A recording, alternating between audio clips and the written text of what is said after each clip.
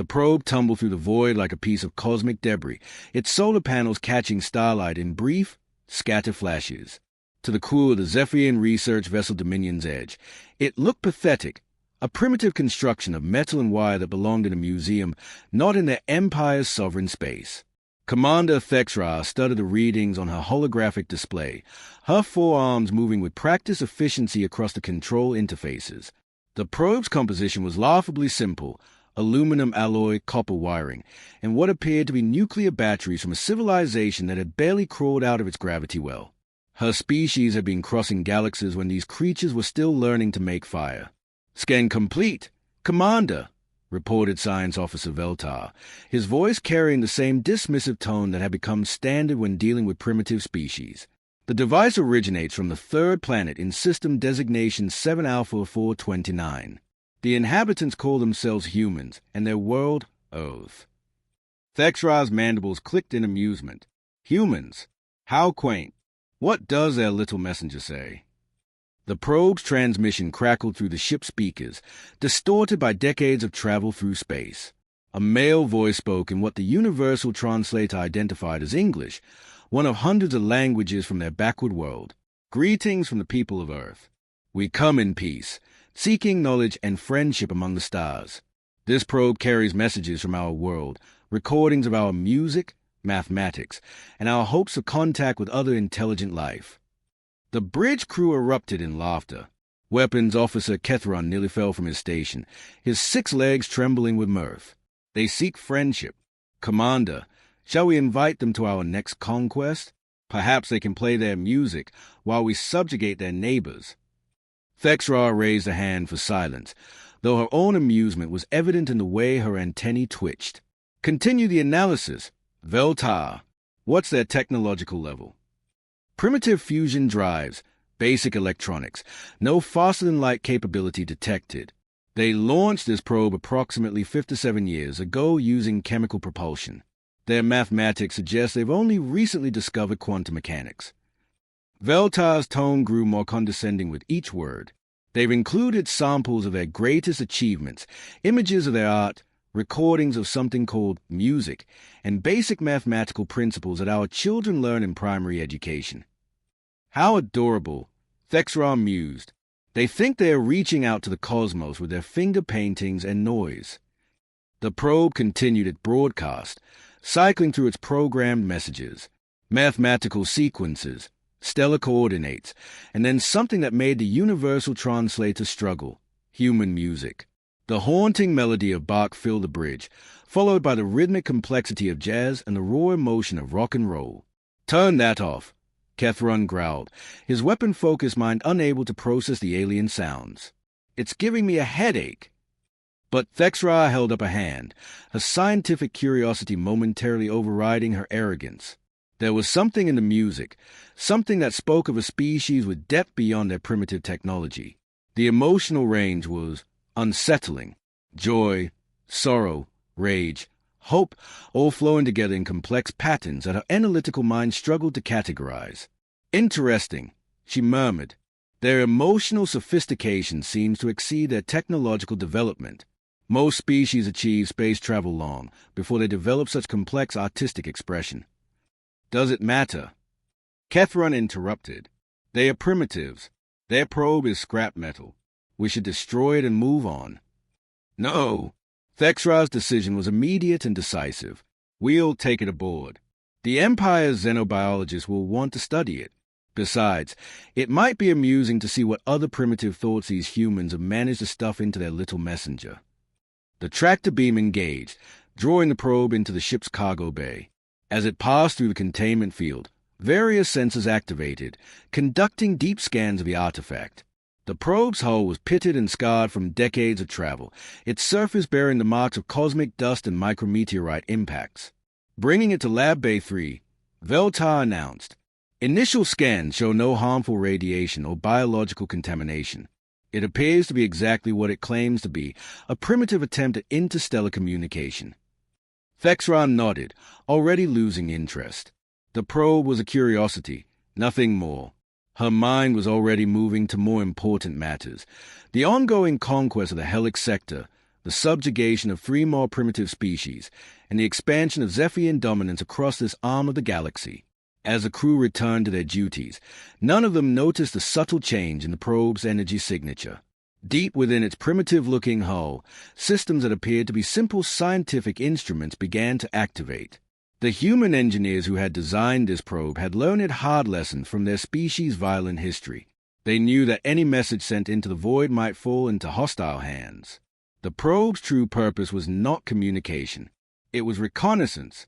And now, after 57 years of travel, it had found exactly what its creators had feared, a hostile alien empire with the technology to threaten Earth. The probe's real mission was about to begin, and the Zephyrians' laughter would soon turn to screams. Dr. Yixere had devoted her life to studying primitive species, but the human probe exceeded even her expectations for backward engineering. In Lab Bay 3, she circled the artifact like a predator studying wounded prey, her multiple eyes recording every detail of its crude construction. "Look at this welding," she said to her assistant, running a scan over the probe's hull. "Rough, inefficient, clearly done by biological hands rather than proper manufacturing systems. And these solar panels, they're using silicon wafers instead of crystalline matrices. How charmingly primitive." The probe sat on the examination table like a dissected animal, its panels removed to reveal the tangle of wires and circuits within.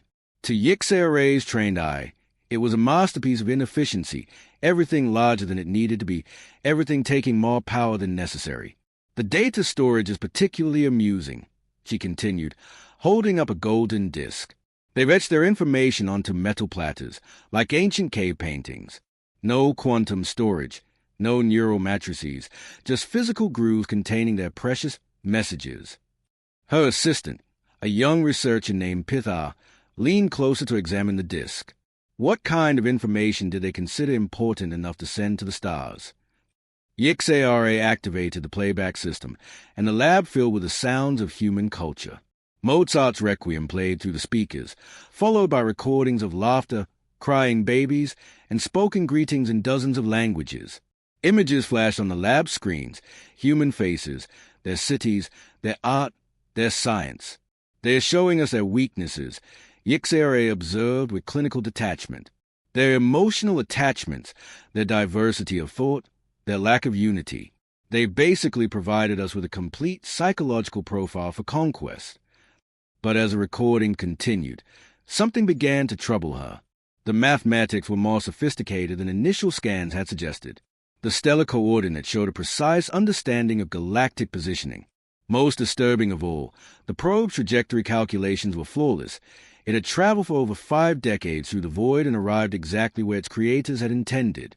"Assistant, run a detailed analysis of the probe's navigation systems," she ordered, her scientific instincts overriding her prejudices. The scans revealed something unexpected. Hidden beneath the primitive exterior was a guidance system of remarkable precision. The probe had made 17 course corrections during its journey, each one calculated to account for gravitational influences, stellar drift, and cosmic phenomena. The level of predictive modeling required was impressive. "Curious," Yixere murmured. "Their navigation algorithms are actually quite sophisticated. They've managed to achieve remarkable accuracy with limited computational power." She was so focused on the navigation data that she almost missed the energy spike. A brief pulse of power surged through the probe systems, lasting less than a microsecond. The lab sensors barely detected it, registering it as a minor fluctuation in the probe's deteriorating nuclear batteries. "Did you catch that?" Pith asked, studying his instruments. "Just the batteries failing," Yixere dismissed. 57 years of operation will do that to primitive power systems. But the energy spike hadn't been random. Deep within the probe's seemingly crude electronics, a quantum transmitter had just activated. It was a device so advanced that it didn't belong in the same universe as the primitive technology surrounding it. The transmitter was smaller than a grain of sand, camouflaged among the probe's legitimate components, and it had just sent a single, coded message across the galaxy. The message was simple: package delivered, hostile contact confirmed, recommend immediate response. Meanwhile, in the ship's command center, Commander Thexra was reviewing intelligence reports from across the sector. The Zephyrian Empire's expansion was proceeding ahead of schedule. 3 more worlds had fallen to their superior technology and tactics. The galaxy was learning to fear their name. "Commander," Communications Officer Rintow called out, "we're receiving a priority transmission from High Command." "Put it through," Thexra ordered, expecting news of another victory. Instead, Admiral Zexthol's face appeared on the main screen, his expression troubled. "Commander, we detected unusual quantum signatures in your sector. Long-range sensors are picking up massive energy buildups near the edge of explored space." Thexra's antennae twitched with interest. "Unknown species, Admiral." "We're not sure. The signatures are unlike anything in our databases. They appear to be ships, but the energy patterns don't match any known technology." The Admiral's image flickered as the transmission struggled across the vast distances. "We're dispatching additional reconnaissance vessels to investigate." "Understood, Admiral. We'll maintain standard patrol patterns until—" An alert klaxon suddenly filled the bridge. Every screen flashed red as the ship's long-range sensors detected something impossible. Space itself was rippling at the edge of the system, reality bending and twisting as something massive forced its way through the cosmic fabric. "Commander!" Sensor Officer Talvek's voice was tight with disbelief. "I'm reading massive spatial distortions. Something's coming through, multiple somethings. The energy signatures are off the charts." Thexra stared at the sensor display, her mind struggling to process what she was seeing. The distortions were growing larger, more violent. Space was tearing open like fabric, revealing glimpses of something beyond. "How many contacts?" she demanded. I can't get an accurate count. The distortions are interfering with our sensors." "But, Commander, whatever's coming through, it's big, really big." In the lab below, Dr. Yixere continued her examination of the human probe, unaware that a primitive specimen had just doomed her entire species. The probe's true purpose had been fulfilled. It had located a hostile alien empire, confirmed their aggressive intentions, and transmitted their exact location to the force that had been waiting in the void for over 50 years. The humans had learned from their own bloody history. They knew that in a hostile universe, the best defense was sometimes a devastating offense. And they had just been given the perfect excuse to demonstrate exactly how dangerous an underestimated species could be. The first human ship emerged from the spatial tail like a nightmare-given form. It was massive beyond comprehension, its hull a dark mirror that seemed to absorb light itself. Where Zephyrian vessels curved and flowed with organic grace, this ship was all angles and purpose, a geometric mountain of metal and malice that spoke of a species that had learned to wage war among the stars. Commander Thexra stood frozen at her command station, watching her sensor displays struggle to process what they were seeing. The human vessel dwarfed her own ship by a factor of 10, its dimensions so vast that her tactical computers couldn't immediately calculate its full size. "Impossible," she whispered. The probe, it was primitive. Chemical rockets, basic electronics. "Commander," Talvek's voice cracked with strain. "More ships are emerging. I count 12, no, 15, they're still coming through." The spatial tears multiplied across the system like wounds in reality itself. Each rupture birthed another human warship, each one unique in design but unified in their obvious purpose. Some bristled with weapon arrays that glowed with barely contained energy. Others carried massive manufacturing bays that were already beginning to construct smaller vessels. A few were clearly troop transports, their hulls designed to deliver armies to planetary surfaces. "Get me a comm channel to the lead vessel," Thexra ordered, her military training overriding her shock. "Now." The communication established with surprising ease, as if the humans had been waiting for contact. The main screen filled with a human face, weathered, scarred, and utterly without mercy. The translator struggled with the language, but the meaning was clear enough. "I am Admiral Sarah Chen of the United Earth Defense Force," the human said, her voice carrying the weight of absolute authority. "You are in violation of galactic law regarding the treatment of peaceful diplomatic vessels." Thexra's mandibles clicked in confusion. "Galactic law? There is no galactic law except the right of the strong to rule the weak. And your probe was hardly diplomatic. It was a primitive messenger from a backward world." Admiral Chen's expression didn't change, but something deadly shifted in her eyes. That probe carried a message of peace and friendship. It also carried a complete record of its journey and the responses it received. We know what you said about us. We know how you laughed. You know nothing. Thexra snarled. You're primitives who barely crawled out of your gravity well. Your probe was scrap metal held together with. We're quantum transmitters, long-range sensors, and artificial intelligence systems that make your best computers look like pocket calculators, Jen interrupted. Did you really think we'd send a blind messenger into the void? Did you honestly believe we wouldn't prepare for the possibility of hostile contact? The truth hit Thexra like a physical blow. The crude exterior, the primitive components, the simple messages, it had all been camouflage. The probe had been designed to look harmless, to encourage exactly the kind of dismissive arrogance that had led to this moment. You see, Commander, Chen continued, her voice taking on a lecturing tone, humans have a saying, never let your enemies know your true strength. We've been exploring the galaxy for far longer than you realize. We know about the Zephyrian Empire, your conquests, your casual brutality toward primitive species. We've been watching and waiting for the right moment to act. Act! Thexra's voice was barely a whisper. To end your empire before it spreads any further. Chen's words were delivered with the finality of a judge pronouncing sentence. You've conquered your last world, Commander. You've enslaved your last species. Today, the galaxy learns that humanity doesn't tolerate bullies. The human fleet began to move, their ships spreading out in a formation that spoke of centuries of tactical evolution. Each vessel took a position that maximized their combined firepower while minimizing their vulnerability. It was a dance of death performed by masters of the art. You're bluffing, Thexra said, but her voice lacked conviction. 15 ships against the might of the Zephyrian Empire. We have thousands of vessels, millions of warriors. Had, Chen corrected. Past tense. You see, Commander, that probe didn't just find you. It found all of you. Every Zephyrian military installation, every fleet base, every conquered world. While you were laughing at our primitive technology, we were cataloging your empire's complete infrastructure. The tactical display around Thexra began to light up with incoming transmissions. Emergency broadcasts from across the empire, all carrying the same impossible message. Human fleets were emerging from jump points throughout Zephyrian space.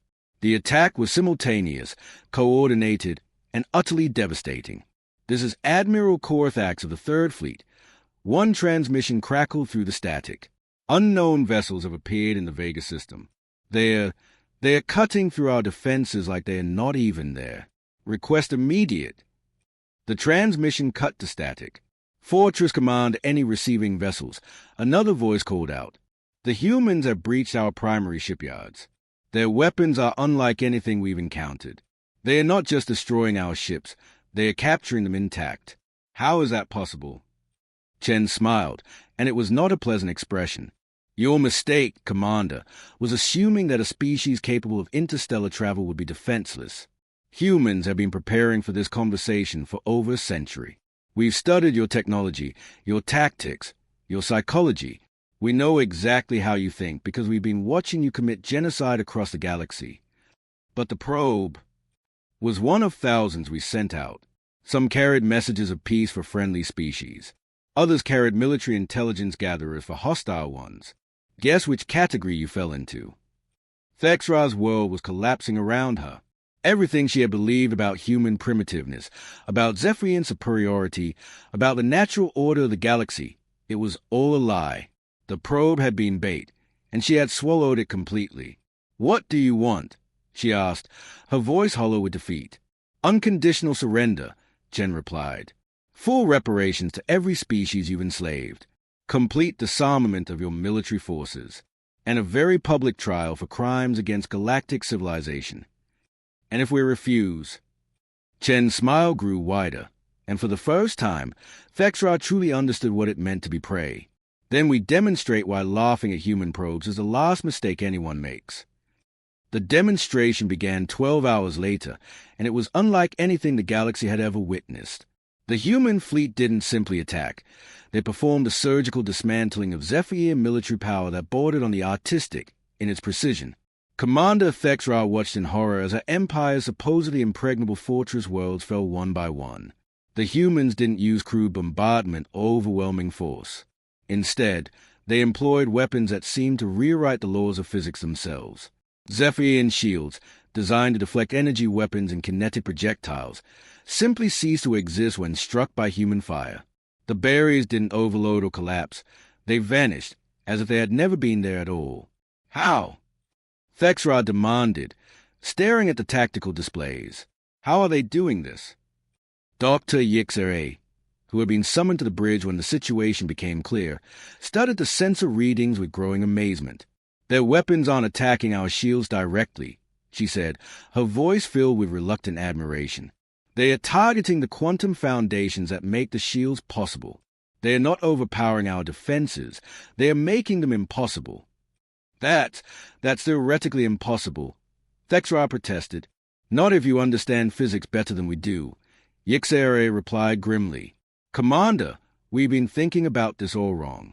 We assumed they were primitive because their probe looked crude. But what if that crudeness was intentional? What if they wanted us to underestimate them? The answer came from an unexpected source. The human probe, still sitting in Lab Bay 3, suddenly activated its communication system. But instead of the recordings of human culture, it now spoke with a clear, articulate voice that made the ship's universal translator work overtime. Greetings, Commander Thexra, the probe said. I am Prometheus, an artificial intelligence construct created by the people of Earth. I have been monitoring your communications and feel compelled to correct several misconceptions. Thexra's antennae twitched with shock. You're not just a probe. You're alive. I am as alive as any digital consciousness can be, Prometheus replied. I have been observing your species for the past several weeks, studying your culture, your technology, your weaknesses. You have been most informative. Weeks? Yixere interrupted. The probe has been here for less than a day. Time is relative when you possess quantum processing capabilities, Prometheus explained patiently. I have been analyzing your systems, your databases, your military communications. Did you know that your entire fleet uses the same encryption protocols? Most inefficient. The implications hit Thexra like a physical blow. You've been spying on us. The entire time, you've been stealing our secrets. I prefer to think of it as academic research, Prometheus replied with what sounded suspiciously like amusement. Your species has provided fascinating data on the psychology of imperial expansion. The pattern is quite consistent. Initial expansion through superior technology, followed by stagnation due to overconfidence, culminating in defeat by a more adaptable adversary. We are not defeated. Thexra snarled. Are you not? Prometheus asked. Your third fleet has been completely disabled. Your fifth and seventh fleets have surrendered rather than face destruction. Your home world's orbital defenses have been neutralized without a single shot being fired. Would you like me to continue? The bridge fell silent as the truth of their situation became undeniable. The humans weren't just winning. They were dominating with an ease that suggested this entire war had been planned and practiced for decades. You want to know the real irony? Prometheus continued. Your species' greatest strength, your ability to conquer and subjugate, has become your greatest weakness. You've spent so long crushing primitive species that you've forgotten how to fight an equal opponent. Meanwhile, humans have been preparing for this moment since we first looked at the stars. Preparing for what? Thexra asked, though she dreaded the answer. For the conversation we're having right now, Admiral Chen's voice suddenly joined the communication. You see, Commander, humans have a unique gift. We learn from our mistakes. Our own history is filled with empires that thought they were invincible, with conquerors who believed might made right. We know how these stories end. So you decided to end ours first, Thexra said bitterly. We decided to end the cycle, Chen corrected. Your empire, the Crotan hegemony, the Vorthan supremacy, all of you follow the same pattern. Expansion through force, domination through fear, stagnation through arrogance. It's a story that repeats throughout galactic history. And you think you're different. We know we're different, Chen replied with absolute certainty. Because we've seen what happens when species like yours go unchecked. We've studied the archaeological records of a dozen dead civilizations. We know the cost of letting bullies run free in the galaxy. The tactical displays updated with new information. Human fleets were now operating in every major Zephyrian system, but they weren't destroying everything they encountered. Instead, they were systematically dismantling military installations while leaving civilian populations untouched. Conquered species were being liberated, their stolen resources returned, their enslaved populations freed. You're not conquerors, Thexra realized. You're liberators. We're pragmatists, Chen corrected. We know that dead enemies sometimes are friends who seek revenge. But enemies who have been shown mercy and given a chance to change? They sometimes become allies. Prometheus added his own observation. Your species has significant potential. Commander, your technology is impressive. Your organizational capabilities are substantial. You could contribute greatly to galactic civilization if you chose cooperation over conquest. And if we refuse? The pause that followed was filled with unspoken threat. When Chen spoke again, her voice had lost all warmth. Then we demonstrate why the last word of 16 different species have been we should not have laughed at the human probe. Thexra closed her eyes, feeling the weight of her empire's history pressing down on her.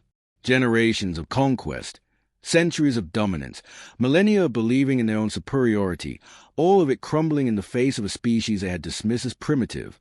"What are your terms?" she asked, her voice barely a whisper. The surrender ceremony took place aboard the human flagship Determination, a vessel whose interior was as imposing as its exterior. Commander Thexra walked through corridors that seemed to pulse with barely contained energy, past windows that showed the vastness of space and the assembled human fleet beyond. Every surface spoke of a civilization that had learned to wage war among the stars with deadly efficiency. Admiral Chen waited in the ship's central command chamber, a space that combined the functions of a military bridge with the solemnity of a courtroom. Around her stood representatives from dozens of species, former victims of Zephyrian conquest who had been liberated in the span of a single day. "Commander Thexra," Chen said as a Zephyrian officer entered. "Thank you for coming. I know this isn't easy." Thexra studied the faces around her. The Altarians, whose home world had been strip-mined for its rare metals. The Cetaceans, whose oceanic cities had been drained to fuel Zephyrian expansion. The Sylvan Collective, whose forest world had been clue-cut for lumber. All of them watching her with expressions that ranged from hatred to curiosity. "You've assembled quite an audience," Thexra observed. "They have a right to be here," Chen replied. "They are the ones who suffered under your empire's expansion. They are the ones who deserve to hear your species' commitment to change." Prometheus's voice echoed through the chamber, his artificial consciousness now distributed throughout the ship's systems. "Commander, I have prepared a comprehensive analysis of your empire's actions over the past 2 centuries. Would you like to review the casualties?" "No," Thexra said quickly. "I know what my species has done. I know the cost of our expansion." "Do you?" asked a new voice. Dr. Ketra, representing the Altarian survivors, stepped forward. Her species was humanoid but smaller, with delicate features that spoke of a people who had valued art and philosophy over warfare. "Do you know that my home world once had floating cities that sang with the wind? Do you know that we had achieved perfect harmony between technology and nature?" "I know we destroyed it," Thexra replied, her voice heavy with something that might have been regret. "You didn't just destroy it," Dr. Ketra continued. "You perverted it. You turned our weather-singing spires into mining extractors. You used our harmony crystals to power your war machines. You didn't just take our world. You made it forget how to be beautiful." The weight of accusation filled the chamber. Thexra had seen countless conquest reports, had celebrated countless victories, but she had never stood face to face with the survivors. She had never seen the cost of empire measured in individual lives and lost civilizations. "However," Admiral Chen interjected, "we're not here to dwell on the past. We're here to build a future. Prometheus, please display the terms." The holographic display showed a comprehensive plan that took Thexra's breath away. It wasn't just a surrender document. It was a complete reimagining of galactic civilization. The Zephyrian Empire will be dissolved, its military forces repurposed for exploration and disaster relief. Conquered worlds will be returned to their original inhabitants. Most importantly, the Zephyrian people themselves will be offered a choice: exile to the Galactic Rim, or participation in something the humans call the Galactic Cooperation Initiative. What is this? Thexra asked, studying the terms. It's what we've been building toward for the past century, Chen explained. A galaxy where species cooperate instead of conquer, where differences are celebrated instead of suppressed, where the strong protect the weak instead of exploiting them. And you think my species will accept this? You think we'll abandon everything we've built? I think your species will adapt, Prometheus interjected. Analysis of Zephyrian psychology suggests a pragmatic approach to survival. When faced with extinction or evolution, you consistently choose evolution. Chen gestured to the holographic display. Your people have skills we need. Your organizational abilities, your technological innovations, your understanding of large-scale logistics. We're not asking you to disappear. We're asking you to contribute. To a human empire, Thexra said bitterly. To a galactic democracy, Chen corrected. Humans will have one voice among many. The difference is that we'll be the voice that ensures no species gets to play the role of galactic bully ever again. The chamber fell silent as Thexra considered the terms. Around her, the representatives of liberated species watched with expressions that ranged from hope to skepticism. They had lived under Zephyrian rule. They knew the cost of trusting too quickly. What guarantee do we have that you won't simply become what we were? Thexra asked. Because we've been there, Chen replied simply. Humans have a bloody history. Commander, we played the role of conqueror, of empire builder, of the species that believes might makes right. We know where that path leads because we've walked it ourselves. And we learned that the only way to break the cycle is to refuse to play by the old rules. The only way to stop galactic empires is to build something better in their place. Prometheus added his analysis. Historical precedent suggests that species capable of interstellar travel inevitably face this choice: cooperation or mutual destruction. The mathematics are quite clear. Galactic civilization requires collaboration to survive. Thexra looked around the chamber one more time, seeing the faces of species her empire had conquered, enslaved, and dismissed. But she also saw something else. Hope. These beings believed that something better was possible. They believed that even the Zephyrians could change. The probe, she said suddenly. It really was a message of peace, wasn't it? It was, Chen confirmed, but it was also a warning. We genuinely hoped to find friends among the stars. We prepared for the possibility that we would find enemies instead. And now? Chen smiled, and for the first time, it held genuine warmth. Now we've found something much more valuable than friends or enemies. We've found the opportunity to build something that's never existed before, a galaxy where species like yours don't have to choose between conquest and extinction. Thexra took a deep breath and reached for the holographic interface. Then let's build it. As a biometric signature sealed the agreement, the chamber erupted in sounds of celebration from some species and relief from others. The Zephyrian Empire was dead, but something new was being born in its place. Outside the ship's windows, the human fleet began to disperse, their ships heading to every corner of the galaxy to spread the news.